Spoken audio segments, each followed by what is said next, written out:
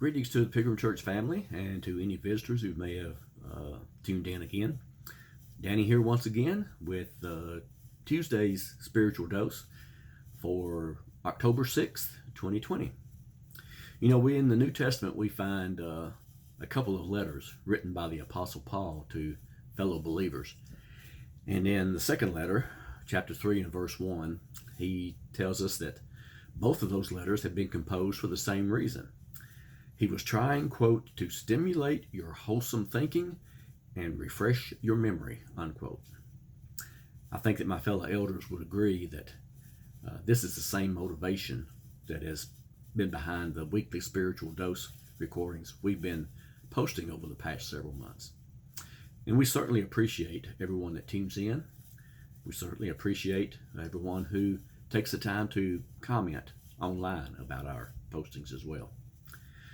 You know, since my posting last week of the study of the book of Psalms, several of you have actually commented to me personally about that brief study, and I greatly appreciate each one of you for taking the time to do so. Such comments as these certainly encourage me to continue posting these messages, always with Peter's goal in mind. That being said, for today's spiritual dose, I would like to continue in the same vein as last week and take a similar little literary stroll, this time through the book of Proverbs. Once again, let's begin with some basic facts. Proverbs falls far short of Psalms in its length.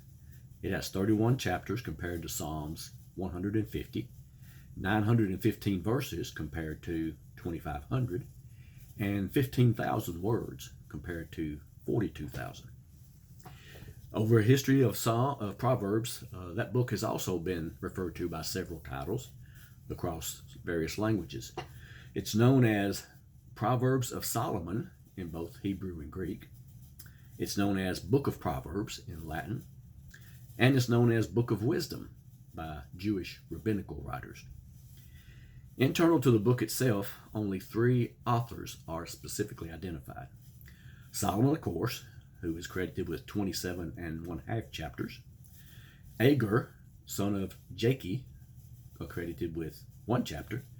And a King Lemuel, also credited with 1 chapter.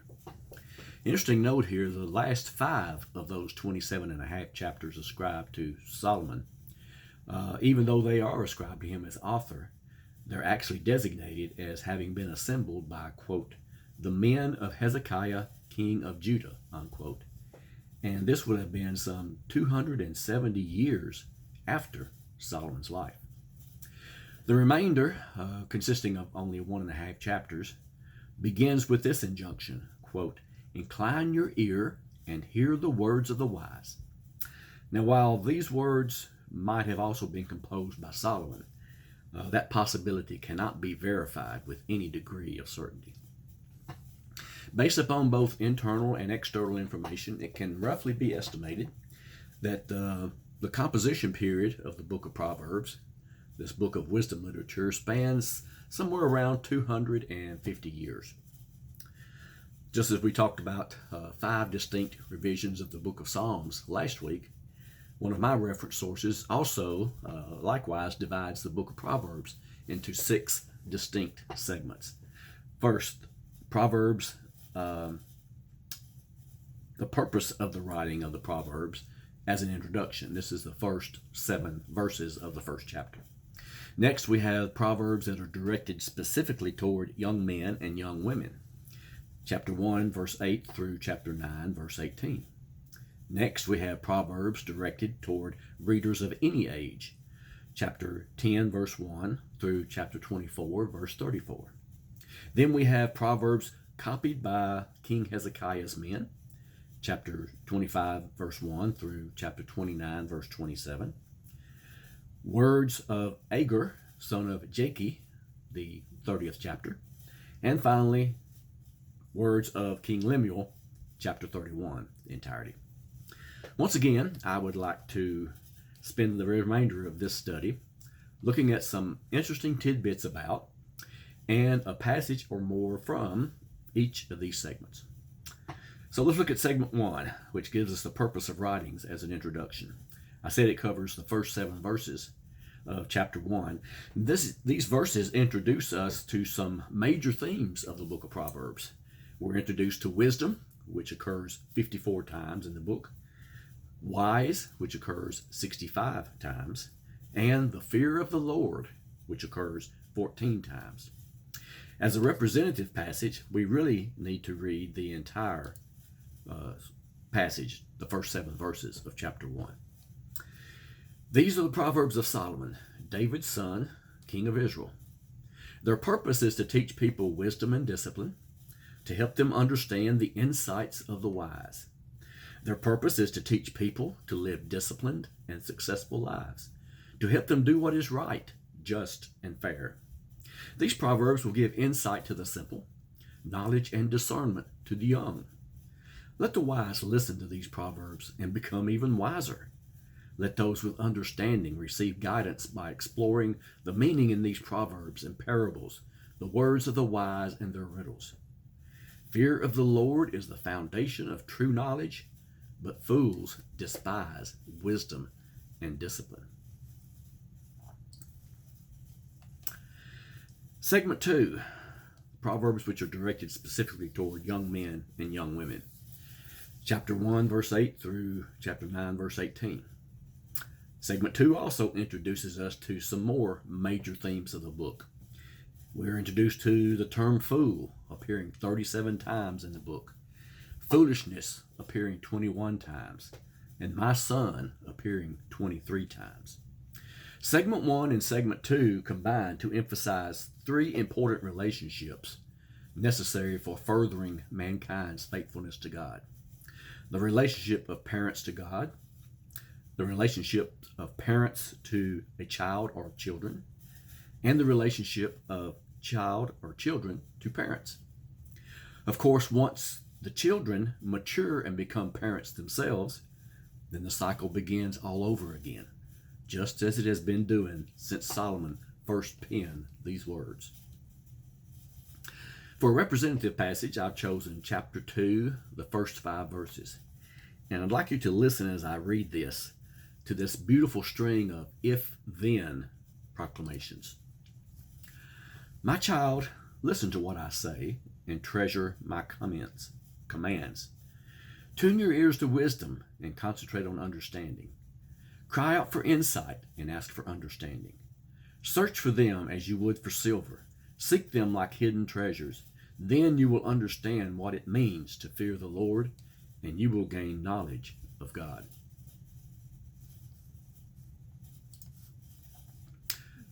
Segment 3, Proverbs directed toward readers of any age. Chapter 10, verse 1 through chapter 24, verse 34. This segment contains the first Old Testament appearance of the term sinner, found in chapter 11 and verse 31. As a representative passage, I've chosen one of my personal favorites, chapter 17, verses 27 and 28. A truly wise person uses few words. A person with understanding is even-tempered. Even fools are thought wise when they keep silent. With their mouths shut, they seem intelligent. Segment 4, Proverbs copied by King Hezekiah's men. Chapter 25, verse 1 through chapter 29, verse 27. We owe a debt of gratitude to the men of King Hezekiah. For had they not chosen to compile these sayings some 270 years after the fact, these inspiring passages likely would never have been available to us. Jesus even referred to one of the parables found within this segment during his ministry. I'd like to read chapter 25, verses 6 and 7. Don't demand an audience with the king or push for a place among the great. It's better to wait for an invitation to the head table than to be sent away in public disgrace just because you've seen something. Listen to Jesus' take on that in Luke chapter 14, verses 7 through 10. When Jesus noticed that all who had come to the dinner were trying to sit in the seats of honor near the head of the table, he gave them this advice. When you are invited to a wedding feast, don't sit in the seat of honor. What if someone who is more distinguished than you has also been invited? The host will come and say to you, "Give this person your seat." Then you will be embarrassed, and you will have to take whatever seat is left at the foot of the table. Instead, take the lowest place at the foot of the table. Then when your host sees you, he may come and say, "Friend, we have a better place for you." Then you will be honored in front of all other guests. Segment 5, the words of Agur, son of Jakeh, chapter 30. Nothing outside of this scriptural reference is known about either Agur or his father. But we do have Agur to thank for the inclusion of the only prayer found in the book of Proverbs, one that any follower of God would do well to repeat and abide by. I'd like to read chapter 30, verses 7 through 9. "O God, I beg 2 favors from you. Let me have them before I die. First, help me never to tell a lie. Second, give me neither poverty nor riches. Give me just enough to satisfy my needs. For if I grow rich, I may deny you and say, 'Who is the Lord?' And if I am too poor, I may steal and thus insult God's holy name." And finally, segment 6, the words of King Lemuel, chapter 31. Just as with Agur, nothing beyond this scriptural reference is known about King Lemuel. Now, internally, we understand that the wisdom he penned here was taught to him by his mother.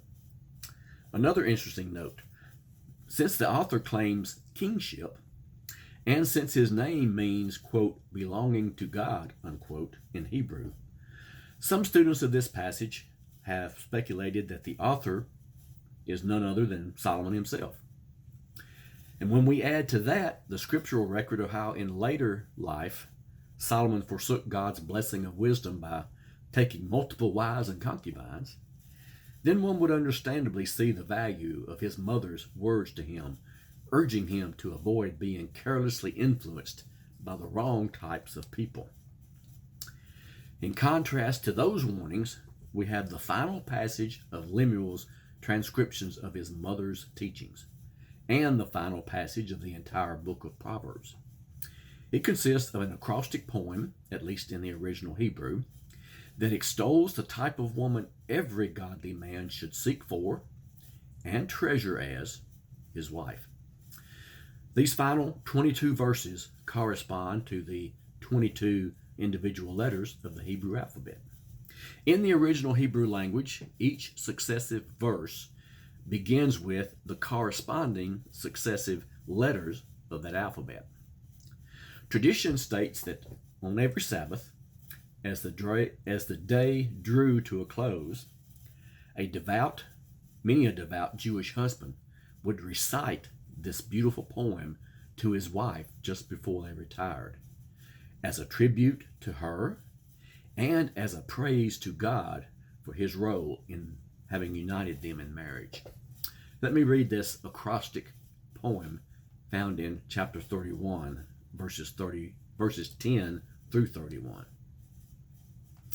"Who can find a virtuous and capable wife? She is more precious than rubies. Her husband can trust her, and she will greatly enrich his life. She brings him good, not harm, all the days of her life. She finds wool and flax and busily spins it. She's like a merchant ship bringing her food from afar. She gets up before dawn to prepare breakfast for her household and plan the day's work for her servant girls. She goes to inspect a field and buys it. With her earnings, she plants a vineyard. She is energetic and strong, a hard worker. She makes sure her dealings are profitable. Her lamp burns late into the night. Her hands are busy spinning thread, her fingers twisting fiber.